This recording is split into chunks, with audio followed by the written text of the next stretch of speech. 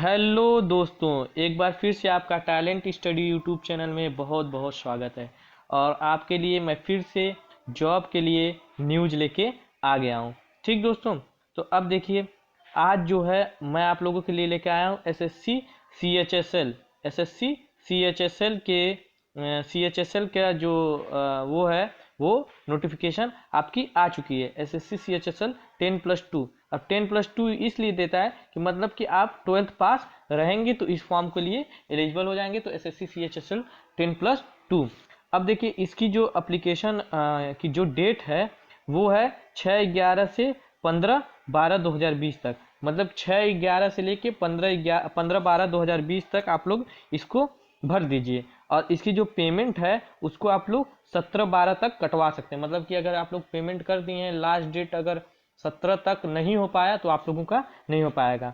ठीक, बाकी चलान Ulan offline के लिए है तो उसके लिए 19 है। ठीक, ऑनलाइन पेमेंट के लिए 17 है और ही चलान के लिए 19 है। तो जल्द से जल्द आप जाके, इतनी देर ना करें, तुरंत क्या करिए, फॉर्म को भर दीजिए। ठीक दोस्तों, अब बाकी इसमें आपका दिया हुआ है और नोटिफिकेशन काफ़ी लंबी दी हुई है। नोटिफिकेशन 63 पेज की दी हुई है। बाकी इसमें दिया हुआ है कि ब्लाइंडनेस एंड लो विजन के लिए डीफ है। मतलब कि अगर आप लोग कोई भी, मतलब अगर कोई आँख कम दिख रहा है या अंधा है या बहरा है, उसके लिए भी छूट क्या हुआ है, दिया हुआ है। ठीक, और इसमें दिया हुआ है कि अ कैंडिडेट मस्ट बी, ठीक, मस्ट बी आइदर, मतलब कि वो तो या तो इंडिया का हो या नेपाल, भूटान, तिब्बत। मतलब कि इसमें पूरी क्या है, डिटेल दिया हुआ है कि कहाँ कहाँ का होगा, तो इस फॉर्म को फिलअप कर लेगा। ठीक, फिर दिया हुआ कि age relaxation permissible beyond the upper age limit. मतलब कि अगर एज लिमिट से आप बाहर हैं तो उसके लिए क्या है, छूट दिया हुआ है। तो SC ST के लिए 5 ईयर की छूट, OBC के लिए 3 ईयर की छूट, और PWD अनरिजर्व के लिए 10, और PW OBC के लिए 13, और PW SC ST के लिए 15। ठीक, तो इसके लिए एज रिलैक्सेशन दिया हुआ है। ठीक, फिर उसके बाद बाकी दिया हुआ है। अब देख लेते हैं कि और क्या दिया हुआ है। और एक इम्पॉर्टेंट बात और है कि जो इसमें है कि 18 साल के बाद ही इस फॉर्म को भर सकते हैं। मतलब अगर आपकी उम्र 18 साल है या 18 साल से ज़्यादा है तो इस फॉर्म को आप क्या कर सकते हैं, फिलअप कर सकते हैं। इसका ध्यान जरूर दीजिए। ठीक, फिर नोटिफिकेशन में आगे बढ़ते हैं और देखते हैं कि अप्लीकेशन फ़ीस। तो अप्लीकेशन फ़ीस के बारे में थोड़ा देख लेते हैं। अब देखिए, 100 रुपया इसकी क्या है, अप्लीकेशन फ़ीस है। और वुमेन कैंडिडेट मतलब कि SC ST, ठीक, और PWD जो बाकी हैं उनके लिए क्या है रिजर्वेशन है इसमें भी क्या। और इसको किसमें, Bhim UPI, net banking, SBI, मतलब किसी भी उससे भर सकते हैं। ठीक, फिर उसके बाद ये सारी चीज़ें उसमें दी हुई है। ठीक, अब उसके बाद इसका वो देख लेते हैं कि इसमें क्या क्या आएगा। तो सबसे पहले क्या आएगा, इंग्लिश आएगा। इंग्लिश कितने नंबर की आएगी, कितने नंबर की आएगी, 50 नंबर की आएगी और 25 क्वेश्चन रहेगा। रीजनिंग 25 क्वेश्चन रहेंगे और 50 नंबर के रहेंगे।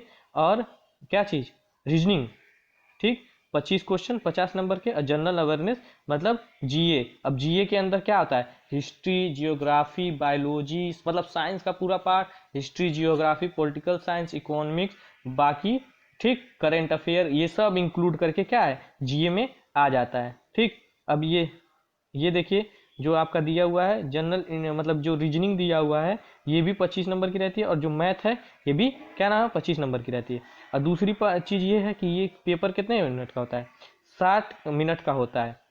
80 minute for candidate eligible for scribe as per para. मतलब कि जो 80 मिनट उन लोगों के लिए रहेगा जो या तो विकलांग है या मतलब कोई भी चीज़ से विकलांग है, उनके लिए 80 मिनट रहेगा। बाकी आप लोगों के लिए क्या है, अगर आप लोग सही हैं तो इसके लिए आप लोगों को 60 मिनट देगा। और देखिए, जरूर SSC क्या है, माइनस मार्किंग जरूर रखती है। तो कितना है, 0.50 क्या है, माइनस मार्किंग भी इन्होंने रखा हुआ है।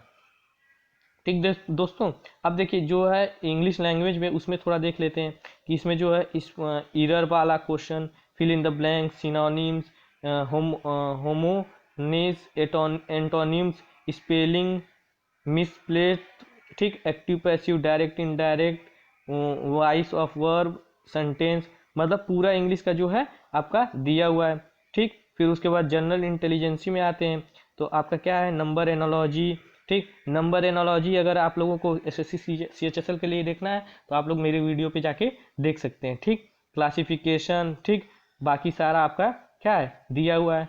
फिर उसके बाद मैथ में काफ़ी मैथ का लंबा है, नंबर सिस्टम दिया हुआ है, फंडामेंटल अर्थमेटिक दिया हुआ है, अलजेब्रा दिया है, ज्योमेट्री, मेंसुरेशन, ठीक, ट्रिग्नोमेट्री, ठीक, फिर उसके बाद स्टैटिकल चार्ट। ठीक, अब स्टैटिकल चार्ट जो होता है वो ग्राफ वाइज आपका क्या होता है समझाया रहता है। फिर उसके बाद है जनरल अवेयरनेस।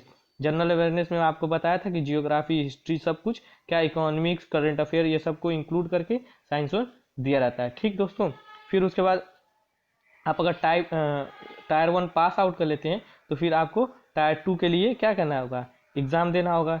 तो उसके लिए आपका टायर 2 का भी वो रहता है। फिर टायर 2 के बाद टायर 3 में क्या है आपका टाइपिंग टेस्ट, ठीक, स्किल टेस्ट और टाइपिंग टेस्ट भी लिया जाता है।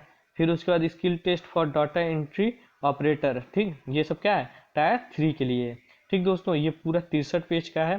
ठीक, आप लोग इस फॉर्म को जल्द से जल्द भर दीजिए क्योंकि अभी डेट आ चुकी है और डेट जाते देर नहीं लगती। ठीक दोस्तों, अगर मेरी इन्फॉर्मेशन आपको अच्छी लगी हो तो मेरे चैनल को लाइक और सब्सक्राइब करिए। ठीक, मैं आप लोगों के लिए ऐसी इन्फॉर्मेशन लाते रहूँगा।